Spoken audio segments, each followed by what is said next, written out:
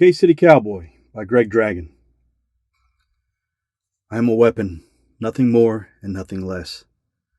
I recited these words as I sent Omari Glow Morrison off on his journey to the next life. A smoking bullet hole in his forehead held my gaze, drawing me deeper into his depths.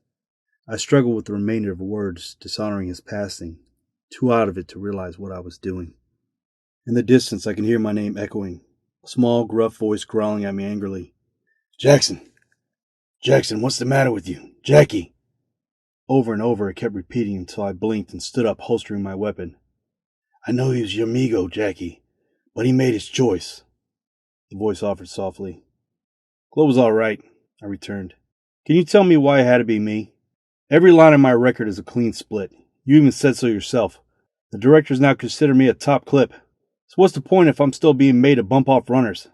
How's me being out here freezing my balls off a reward in any way? It was a late night on a Friday in the Nihonmura district of K-City, and I was with Lucius Lucky Lou, my guild's vice president. Glow was my amigo, one of the guys I had come up with running for the guild. Runners were gophers who did favors for us members with the hopes of one day getting a formal invitation to the big leagues.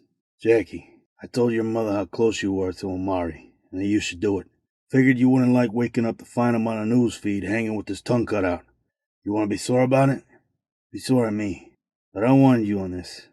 Not only to give him a clean exit, but to send a lesson to the runners in our family. What lesson? I asked, taking a breath and regretted it instantly when the sick, sour stench of the garbage cans near us violated my nostrils. Talk and we'll send one of our best to take you out? No, Lucky replied patiently. That Maria Salazar's son will come knocking when they violate our trust. They respect you, and the ones too new to know you fear your reputation. It's not politics, it's justice. You clipping a line is like Maria clipping him directly. Because I'm her son? I exhaled, understanding the reasoning, though it did nothing for my psyche. Thing is, I know Glow's Yama and his boys. They won't go away, Lucky. I'll have to lie to their faces for the rest of their lives. If it was anyone but you, he would have been tortured, Lucky said. You shot him like a soldier. Let me remind you, not only was he stealing from us, but he sold us out to the dopies. Naming names. He named your mother, Jackson. He paused for effect, letting those words settle in. He named your mother, he repeated, nearly shouting. Well, when you put it that way, I said. Fuck him. That made Lucky laugh, and I started laughing as well. It felt amazing to let it out, though nothing about the situation was comical. Pushing the guilt off to the side, I inhaled the cold night's air. We proceeded to strip and bag him, dumping the body off the pier. Let's go get a drink, kid, Lucky suggested, walking me back to my Mamba Savant. I called Lucky Uncle, but we weren't related. It was a term we used for the ones before us who went out of their way to bring us up. Lucky was family. He and the guild had raised me. He and my ma, Maria Salazar, taught me the way of the gun. Whenever I was with my Uncle Lucky, I could expect two constants, a lesson and a philosophy. When he got into the roller, he exhaled heavily, removed his hat, and placed it on his knee. Don't get old, Jackie, he muttered. The world starts to shrink, and people no longer think they have to fear you. With enough funks, who cares who they fear? I pulled us out onto Huxley Avenue, rolling east until Lucky was ready to tell me where we were going. I spent my teenage years wanting to be you. Do you know that? You wanted to be Lobo, he countered, laughing. All you did. And why the hell not? He had the threads, rides, the girls. That old pimp. No, you're wrong, Lucky. Lobo has all that, but that's just flash. I look to you and Ma for my inspiration, because for the two of you, it was all about the unks. Now don't get me wrong, I love Lobo. I don't have to tell you. He taught me a lot. Lessons I rely on even now, but I wanted your style, understated, rich where it counts, and able to help out whenever my name gets called. I'm glad you're the one who straightened me out. He looked me over and smiled, knowing I was telling the truth. But you need a tailor. I told you not to just grab the convenient crap off the racks. The way you get after it, you'll never be short on unks. Stop pinching pennies for knockoffs. The Salazar man should look the part, so enough of these cheap strip hauler vines. He pointed out a discoloration on my jacket to make his point. Smiling to myself, I ignored him for a time, watching the crowd of night stalkers on the sidewalks, floating to their attendant haunts, draped in brightly colored vines and augments. Behind them, like cardboard cutouts, the dilapidated skeletons of old buildings sat below brightly lit street signs. Advertisements and store names, half of them in disrepair, added to the noise.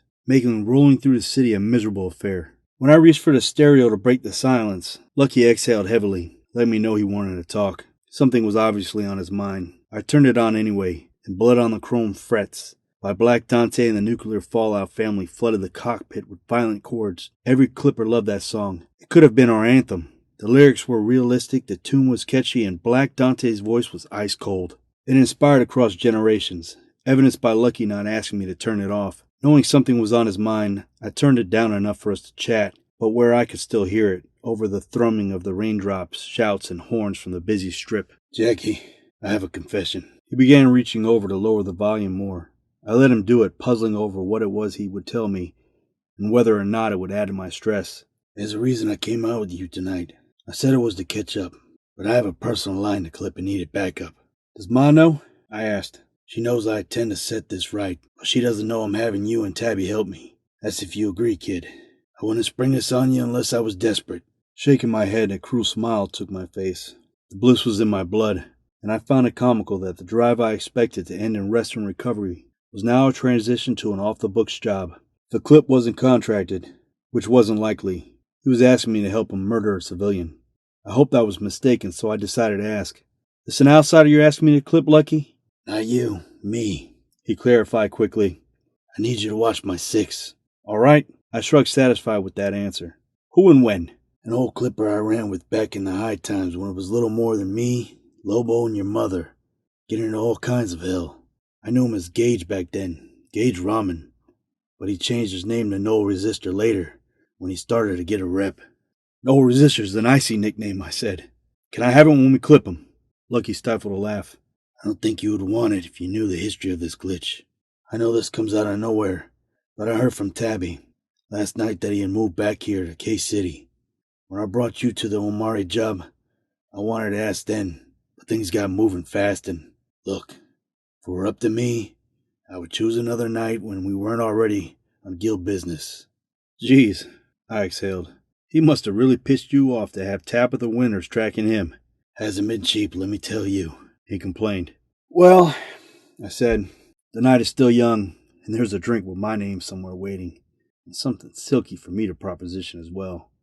This clipper likes to get wet on both ends after a job, and so far, the only soaking we've got is from this foul K-City rain. I don't get you sometimes, Lucky. You ask me for anything if it's business, but let it be personal and you tiptoe around. You already know I won't say no. A little background couldn't hurt, though. Maybe if you make me understand, I can do more than just show up and watch your back. What's this guy done for you to be out here with me and your 1,000 unk stompers? It's hard for me, Jackie. I can count the number of people I trust on this one gnarly hand, he said, raising his well-manicured mitt, which is anything but gnarly. Lucky had been a playboy for as long as I knew him. The only hard work those hands performed was squeezing triggers and the supple form of his mistress, which were too many to count. Which one of those fingers am I? The trigger finger? I laughed, smiling at my cleverness, since the bliss had me drifting like a weightless cloud over the rain-soaked streets of the Strip. No, you're the thumb. A pain in the ass, he growled. Knows the seasoned clip who doesn't know I'm after him. But if he finds out, he'll be in the wind. I don't have the time to put it through the whole process. Selling it to a handler and all that workaround. Maria only agreed to let me do this if I kept it outside the guild. So you gonna help me or what? Just lay it on me, I bade him. We were past downtown and rolling unobstructed. The only breaks now being the occasional stoplight and zoned-out dozer stumbling out into the street. This happened twice while we were rolling. That's how common of an occurrence it was in my city. It didn't bother me. The Mamba Savant, like most rollers, had sensors that would steer it clear of colliding with anyone chipped. Still, I could never get used to seeing them playing chicken in the oncoming traffic. I was with our old crew, till the untimely demise of Benny the Cowboy. Benny was to me what I am to you, Jackie. He taught me how to clip. More importantly, he taught me how to be a soldier. The things he showed me as a kid got me through the war and allowed me to come home alive with my senses. I owed him everything. No Resistor, we later found out, clipped his line. Made it look like an accident. DPS detectives gave us the hint, but by then, he was long gone. How long ago did this happen? I asked, realizing now why he had me here. He wouldn't admit to it, but Lucky was big on codes and rituals. Since Benny had been his teacher, me being his progeny of murder meant that, some part, Getting Noel was my responsibility as well. Too long to count, but we're about your age, 28 or so. It doesn't matter. What does matter is that I've been waiting for this guy to show his face forever. Jackson, I will not allow him to get one night's sleep in my city. Roger that, Lieutenant, I said. So where to? I was a sergeant. Get it right, you bum. See how you like being pressed into the army and made to clip for no ounce of reputation. No offense, I said quickly, not wanting to hear the old veteran go off on his tangents. The fact that he was grouchy told me this no resistor thing had him out of sorts. Lucky was typically the adult in the room when it came to the triad of him, my mother, and Lobo Neebs. Nothing shook him. So seeing him this salty let me know how much this meant to him. How could I say no? I don't care how seasoned this no resistor is, Lucky. You say he's gone. He's gone, I promised. One thing Lucky, in all his wisdom, never warned me about was how different I'd feel after a certain age. Everyone I've known with a reputation had a play in the fire, and it burned us all, not physically, but in the form of silent tears in the darkness.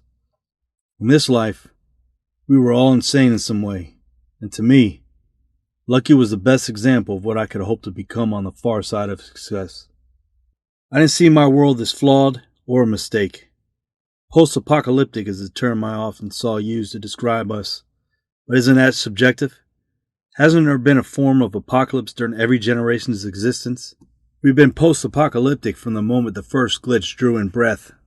We've had diseases, plagues, and natural disasters, not to mention all the world wars, the space race, and the expanse. From the beginning of time, there has always been something aimed to end us. Most of them something we built ourselves.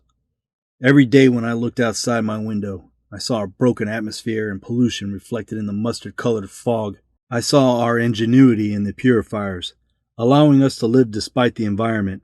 I saw ambitious hawks like myself, and I saw people doing what needed doing to care for the ones they loved. Warfare's about illusion, Jackie. Lucky was saying as we leaned against the stone balcony of the Zalim Mega Complex, 10 floors up, scoping out our target. You need to see past the obvious and pay attention to the details. What do we have here? An old clipper. Guys up like a mangy old wolf trying to blend in with the hounds. We had our eyes on no resistor, who to my surprise was built like a high-end utility roller with beefy traps and seamless augments below his skin. His biceps were the size of most men's thighs. Bruiser bulk aside, he dressed the part of a clocker in a collared shirt and tie, combination beneath an icy black raincoat. The row of tacticals on his clean-shaven face signaled a wealth to be initiated. He walked stiffly, hitting at an injury left untreated, but I suspected it was from a shotgun strapped to a leg below his coat. So what is our move? I asked, standing up to wipe the rain from my face. Now we go have a drink with Noel. I'll introduce you, and the two of us will catch up a little and reminisce on the good old days. He's got a weakness for the silk, so maybe we can get ourselves an experience. Either way, when he's good and comfortable, I'll do my thing, and we can inform your mother that we finally tied up that loose end. Good enough for me, I replied. Now let's get to it. The stairs down seemed to go on forever, but eventually they spilled us out onto the sidewalk. Lucky started for Noel, and I fell in quickly behind him, matching his steps. All around us were street people, hustlers, clockers, and escorts of the finer variety. Everyone walked with a purpose to their chosen drink holes or corners to start the night's activities. Really, Jackie, the intent wasn't to force you with the Omari thing. Lucky started explaining again. I don't need to hear that name again tonight if you don't mind, Lucky. My mind's on booze, bliss, and sleep. Right after you blacken your soul further with me as a witness, I mean. After that, I'm getting wet, and I probably won't wake up until noon. I'm not planning on answering any calls, not from you, Lobo, or Ma. That's all. I think you all owe me this little break, right? So yeah, let's get to it then. You're the loudest quiet guy I ever met, you know that? Lucky groused. You have a way you make words sting, and I don't like it. I shut my mouth, letting him get in the last word, though I had much more to unload if he wasn't so sensitive. How many kids do you think you have out there in the wild? I asked after a few minutes of silence. Are you serious? He barked, and I started laughing. Now I know you're just being a glitch. You took me to my first experience booth. Do you remember that? I said. And you never ran and told Maria. You were a good kid, Jackie. I never thought you'd grow up to be such a sarcastic ass. But you've always been loyal and reliable. Hold that thought. We were close enough to know to touch him. Lucky stepped in front of me to approach the man. Department of Security, he announced himself. Get down on the ground, you pretty juiced up glitch. Lucky Lou. The big man looked as if he had seen a ghost, but his surprise only lasted a second before he seemed genuinely excited to see his old friend. Where have you been, Migo? You still running with any of the old crew? Lobo, Cowboy, or Spider Salazar? I should be asking you, Gage, Lucky said. Hey, Luck. Gage is done now. I make my unks under no resistor. I traded in Eclipse for bounties. He shot me a glance, sizing me up in less than a second. Up close, no resistor looked even more intimidating. His augmented arms looked ready to split the seams of his coat, and his face, too, was modded. I can tell from the graph lines on his skin. Lucky's warnings of him being a wolf played back through my mind as I sized him up, thinking of what it would take to defeat this monster in a scrap. Yeah, I can see business is booming, Lucky said. You here for one of us? If so, I'll pay you double to tear up that contract. That got them both laughing. Maria's gonna learn you're back in town. It's been a lifetime, Migo. How you been? On the run for the most part, Lucky. That's why I couldn't tell any of you where I was going or where I was all these years. DPS was on me hard for robbery I had nothing to do with, so I took my chances in the wind. Came back when I heard the dopies moved on from it. Man, this is a stroke of good luck, me running into you. I see you're still primped and strapped. Who's the young bull? This is Jackie, a keen edge. Lucky introduced me using the code to let him know I too was affiliated. Jackson, meet a real street professional. No resistor. Pleasure. I lied, and the silver-haired bruiser showed me his teeth. It was hard not to like this man. He looked like someone who had not only survived our life, but thrived, taking time to enjoy the bonuses. His natural tan spoke of time on the shores, which brought to mind Lucky's tales of how he skipped town, likely to a private beach where he could safely brave the sun without worry from his enemies. His augments alone were worth a fortune, and a tailor suit fit his complicated physique well. Hey, Lucky said. You busy right now? I mean, other than holding your dick in the rain. Me and the kid here, we're on our way to Purge to get our throats wet. You can come with and we can catch up. You can order one of those fruity drinks you loved so much back in the day. Fruity drinks, No repeated. You don't forget much, do you? I can use a drink. How's the clientele at Purge? Sweet and silky the way we like it, Lucky offered. It's also right up the street, so we can hoof it. We hit the pavement, stacked with Lucky and Noah abreast, while I fell behind them, eyeing the nightlife as we swam past silky escorts, chromed-out runners, cyborgs, and the occasional square. The rain let up, but it was still foggy, making it difficult to see beyond 30 yards. Lucky and Noah were catching up, and I watched him intently. Lucky had his instincts and experience, but you could never trust a cyborg. With all the augments stressing their Nero chips, they were prone to violent fits of rage.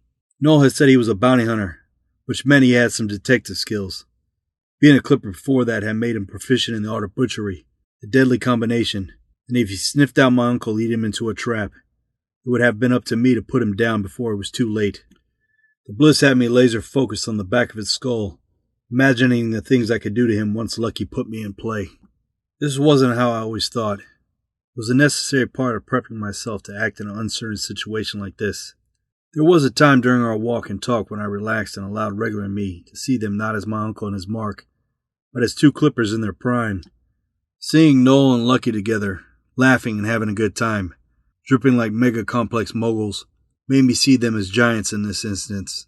They were two outlaws from the K-City Strip, with no concern for their enemies or DPS. Something about that drew me to them. I thought I was doing it with my collared shirt and slacks, but it was a pale imitation of their threads. Clipping would be a means to get to where they were, and I relished the thought of having unks to afford their quality gear. "Oh," Lucky suddenly exclaimed. "Hard to believe you don't know about Maria." They were speaking so loudly you would have thought we were alone and not on a 4th Street sidewalk, wading through a menagerie of night dwellers heading towards downtown. Brother, I haven't seen Spider Salazar in forever. Why would I look her up? He tried. "You're a bounty hunter, come on." Lucky gestured wildly. You would have done your research before coming out here to make sure you had no enemies. That's if you weren't keeping up with the K-City coalition of guilds. You know who we work for, but I think you're jerking me around because you feel bad for leaving. You got me, Noel admitted, laughing.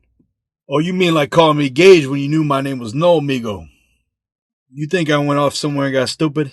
It's the name tied to my reputation, and I know you heard of me. If not, beat my bounty record when you get a chance. That goes for you too, Jackie. See, there's other work for us outside of clipping. It's public on the metanet. I think even you'd be impressed. He clapped Lucky on the shoulder. You still toting that juggernaut judgment? Does Gumbo have shrimp? Lucky said, throwing back his coat to flash the grip on his J2 cannon to show he had it. I would have liked Nolan in any other situation, and it made sense since he ran with Mother's old unit. Everyone from that era was effortlessly cool, which didn't translate to my generation. Out of habit, I scanned the skies for snooping DPS drones, thinking how unlucky it would be if Noel turned out to be working for the government. I thought to warn my uncle off, but decided against it. Without hard evidence, he wouldn't entertain the thought. I thought it ironic that Noel Resister's name was slang for one who avoids death, which could either mean a champion or a coward, depending on your thinking. The man had killed one of his guild brothers and skipped town, only to name himself No Resister. It was just too perfect. After tonight, he'll just be Noel, I thought, studying my uncle, wondering how he managed to keep it together so well. Purge was a speakeasy run out of the back of a cyber clinic, though if you weren't a patient, you wouldn't know it was back there. One owner, two different businesses, separated by a single door that remained closed. To get to Purge, you had to brave the alleys, where the bliss burnouts we called dozers lumbered about. Everywhere in case, there were these back alley businesses. Most were fronts, but some were squatters using the free space to sell street food or brain candy. I had never seen the clinic, never had to be on that side where the law-abiding clockers lived. Alleys and the losers that haunt them were nothing new to a clipper, and they knew to steer clear of us. We were all bearing cannons, and Noel was a mechanical gorilla hopped up on hormones, so no one even looked our way as we entered. On our left were the back doors to the row of businesses on the first floor of the Aphid Aria complex, and on our right a 10-foot wall separating the property from the street. At the door posted up was Sheena Ventura, a runner I knew from the neighborhood. Sheena wasn't your typical fetch-a girl. She was a Medina hand cannon in human form, tiny, compact, and capable of getting the drop on anyone napping. She was chatting with a pair of cyborg bruisers and scavenged mods, obvious from the discoloration where the augments broke through the skin. It was disgusting to look at, but functional, for only a quarter the price of genuine gear. They studied our faces, showing respect to Lucky and Noel, but the younger one stepped forward to pointedly ask me for my weapons. Can't let you in with that after last time, Jackson. No disrespect. He tried, and though Lucky urged me to play along, I just couldn't. For some reason, despite him complying with the bouncer, I didn't want to hand this man my weapon. How about I just go in and I make you take my gun? I said. No one touches this weapon but me, and I've been inside before with worse. What? All of a sudden you glitches have protocol? Lucky gripped my arm and stepped in close where I can hear him over the thundering bass and shrill guitars coming through the door. Hold on to your pistol, kid. It's all right. We're gonna catch up, so take it easy. I know you're hurt and you want to bash heads, but now isn't the time. Hey, Jackie. Sheena called, and I looked past Lucky and Noel's giant noggin to see that fine K-City rose in full bloom against the wall. It's all right, I said. I'll wait outside. Just ping me on my heads up if you need me for anything. Seeing what had grabbed my attention, Lucky swapped looks with Noel and shook his head. Let's go down a ways and catch up, I suggested, and Sheena, dragging on a chill stick, powered it down to follow me deeper into the alley.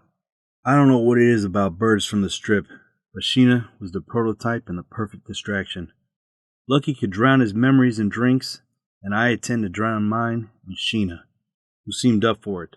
Tonight she was in a crop top to show off her ink and short shorts over a fishnet and steel-toed stompers. She was fire on ice, this girl, her magenta lens standing out against her smooth brown skin. I posted up next to her against the wall and brought out a small case of bliss. Dropping a wafer on my tongue, I waited for it to hit me, but the whole time I could feel Sheena staring. I glanced over at her and she nodded once. Taking the hint, I squared up with her, touched a finger to her chin and responded by opening her mouth. I dropped a fresh tab on her tongue and held her hand as our minds took off together. I would suck the soul out of you, girl. You're so bad, I whispered, pressing my lips against her tangy, sweet-soaked neck. My right hand held her tight form against me, and with my left I reached behind her and took hold of her short brown hair. We kissed and became two live wires, showering the shadows with our sparks, not caring that we had an audience from the heavies. I tugged on her belt to loosen the buckle, and she bit my lip hard, forcing me to yank harder on her hair to get her to stop. This elicited a squeak, followed by a cruel smile. Playing with Sheena, you learn to expect pain. She grinned menacingly and leaned into me, sucking gently on my sore lip, and I let her. But then Purge doors flew open and Noel emerged. A quick series of unarmed strikes, and the bouncer who had stopped me was lying face down in the dirt. I kept waiting for his partner to emerge, or my Uncle Lucky. But Noel spotted me, and when our eyes met, I knew that I was in danger. As he crossed to where we were, I stepped away from Sheena to meet him, my hands near my hip, ready to pull as soon as he gave me a chance. "What the hell, man?" Sheena complained. Who can blame her? She didn't know what was going down. Now all I could do was extend a hand, palm out in the universal sign for stay back. However, Noel took advantage of the distraction to draw on me. My mind had gone to Lucky momentarily, thinking he was inside bleeding out or dead. The thought of this was way too much to bear, and though he aimed his gun in my direction, I no longer cared. The pressure of that moment, the guilt, and the disrespect I felt in that instant brought the old Jackson Cole out, a reckless version of myself. All that outlaw philosophy about poise replaced by fire, tempered by a double dose of bliss. Kissing Sheena right after we dropped tabs was a rookie mistake, but I used the numbness and focus to steel me for this moment. "Where's Lucky?" I asked through clenched teeth. No hard feelings, kid, but your reputation precedes you, Noel said coolly from behind his cannon. I recognized it as an AC-11 tactical, a soldier's weapon. My clipper's brain considered the caliber and the number of bullets it had in its clip. I knew then that Noel was a veteran like Lucky and my other uncle Lobo Neves. I expected him to explain further, winning me the time to respond. I drew my weapon, but his hands became a blur, and though I got off a shot, his bullet struck home and left me sprawled on my back. I would have died had I not been wearing a bulletproof undershirt. It felt like Noel had reached across the lot to punch me with a hot metal fist. Everyone inside the alley, including Sheena, scattered to the wind. Lucky ran out the back door, firing at Noel, who had taken off limping from where I had hit him. The old man gave me a quick measuring glance before chasing after Noel, and I sat up to see a dozer so frightened out of her mind she was literally climbing the wall. My abdomen was sore to the point where I thought I broke a rib, and there was dampness and blood from a nasty bruise. Luckily, the bullet hadn't punched through. I heard the chime of the incoming call followed by a prompt on my implanted smart lens. It was Lucky, so I accepted the call and forced myself to stand biting down against the pain. "Jackie, tell me you're alright, kid." An out-of-breath Lucky whispered. "On my way to you," I managed. "Did you get him?" "No, but you did. Fall your ass in before the DPS goons show up. I'll meet you on the corner of 5th and Gibson." That's Kim and King's territory, I thought. This night just keeps getting better. "On my way, Lucky." I let out a breath. "Stay on him. Just not too close. We can't both be shot taking on a solitary target. How would that look for our guild?" "Who cares?" Lucky said. "As long as he's knolled out in the end, it won't matter how it looks. Now will it?" The rain started falling again. Light cool droplets, but I barely noticed them as I ran northward. Hands on my arms American, keeping to the shadows, hugging walls below overhangs. Quick but methodically, I explored the back alleys of the 5th Street Plaza complex.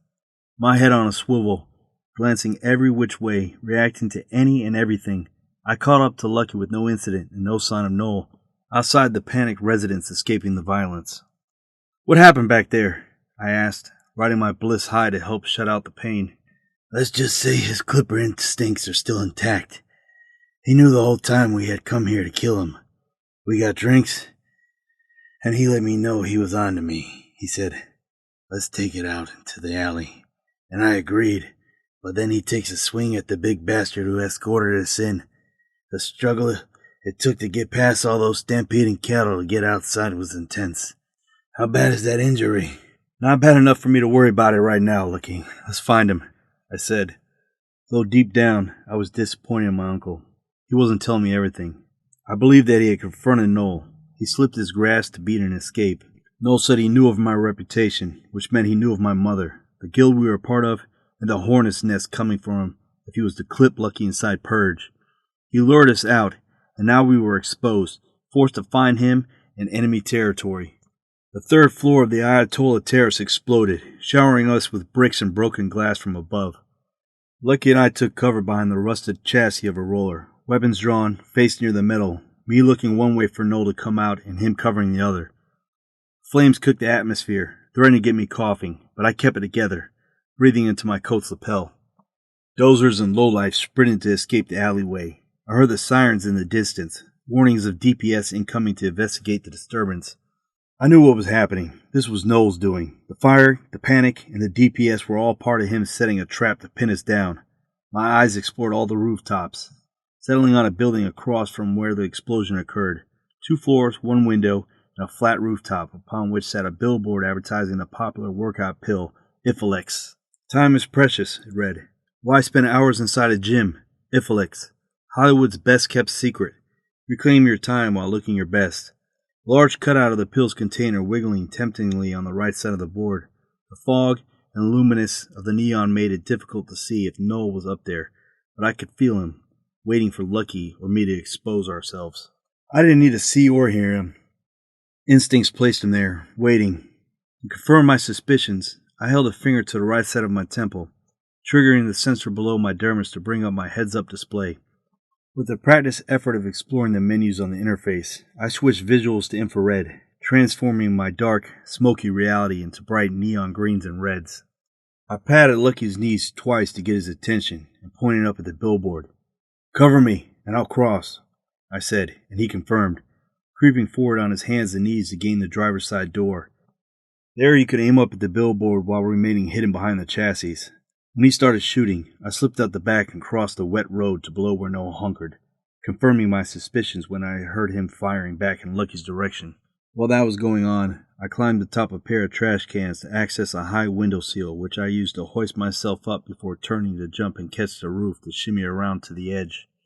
Lucky kept firing, trading shots with his former friend, and the sirens sounded right on top of us, making me think that the DPS drones would soon be in the area. My grip was strong, but I still struggled from fatigue in the slick wet surface. Even so, I managed to pull myself up to the crouch behind a large air conditioning unit. Above me, to the left of where I waited, was the billboard in all its splendor, screaming, Iflex.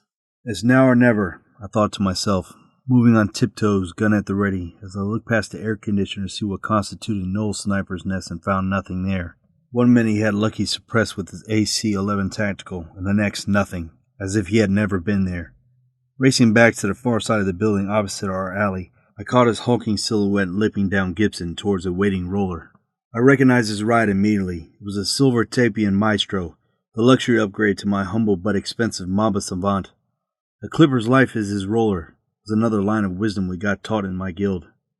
I called Lucky and told him to return to my ride, and I jumped to an adjacent building with an even lower rooftop to sprint across 4th Street, where my Mamba was waiting.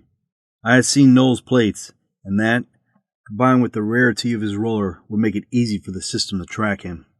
Lucky rounded the corner and got in, and I floored it, braving a red light to make Gibson, right when Noel's Tapian Maestro was rounding 7th to reach the highway. Now he was in my realm. I knew K-City like the back of my hand. He had been gone for too long to know which roads were damaged or blocked off. He may have been born on the strip like the rest of us, but tonight he was a tourist. Like any good citizen, we took him for a ride across our city, exploring the barrens, docks, and the industrial zone. We raced, pedal to the metal, sometimes getting close enough for Lucky to let off a shot. But like my Mamba, Noel's Tapian was a beautiful tank with shielded tires. No bullets were going to stop him. It all came down to my driving and what each of us had left inside our fuel tanks. We rolled dangerously through the traffic for over an hour and into the outskirts, where it was so black that our headlights did little to illuminate our path. Lucky tapped my shoulder to get my attention, then pointed at his ear. "He's calling me," he mouthed, wrinkling his brow, then started arguing, and from what I heard, Noel was trying to explain why he killed Benny, and Lucky wasn't trying to hear any of it. In the meantime, knowing he was distracted, I took advantage seeing a turn coming up in another mile near a shortcut that cuts across the craggy hills. I waited until Noel rounded the bend before I killed the headlights and veered off quietly up the hidden dirt road. Lucky did his part, keeping him talking as I navigated us past rocks as large as basketballs and shrubs hardly enough to make their home in the desert. 5 minutes later, the path spat us out where I could see the Topian's headlights coming around the bend. "Brace yourself!" I warned my uncle and consulted the Mamba system, switching to fully manual controls so I could turn off the collision detection. Timing his approach, I gunned the accelerator, clipping the back end of his roller. We got thrown, but nothing serious, and Noel's Topian spun out to crash inside a shallow roadside ditch. We exited carefully, guns raised, but there was no point. Noel's twisted bulk hung halfway out the window on the passenger's side, motionless, but surprisingly still breathing. "I'm sorry, look," he managed through broken teeth, and I decided to give them a moment.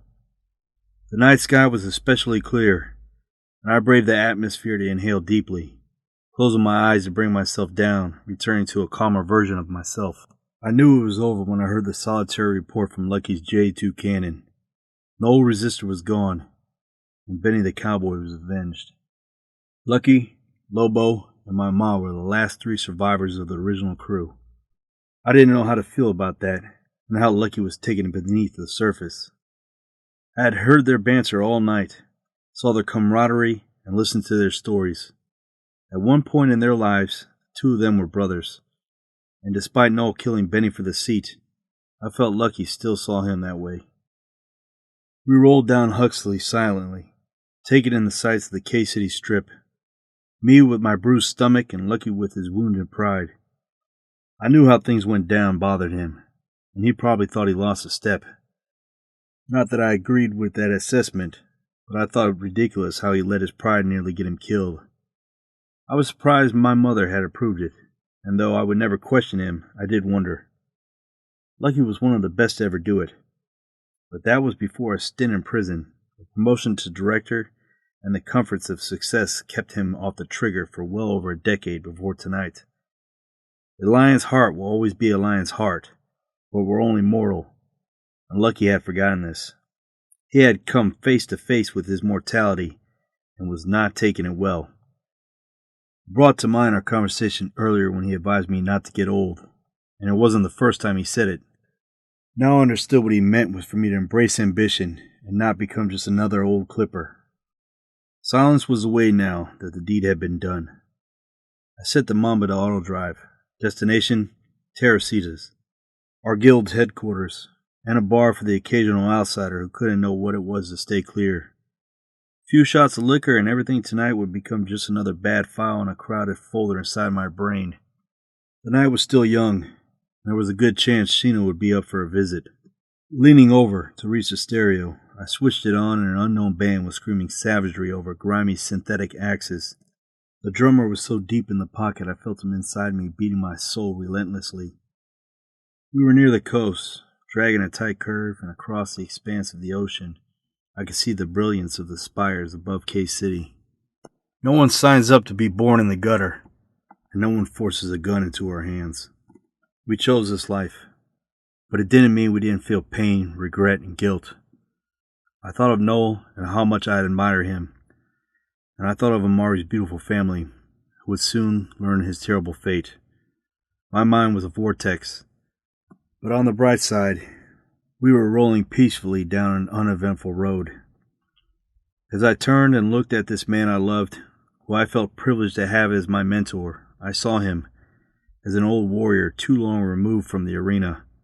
It was a sobering thought seeing him this way. It was a mirror into the future, a warning of a life that tied us to codes that trumped friendships and held us to vendettas with no expiration dates.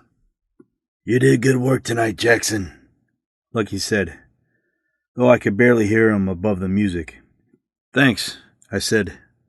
"So did you." He nodded in earnest.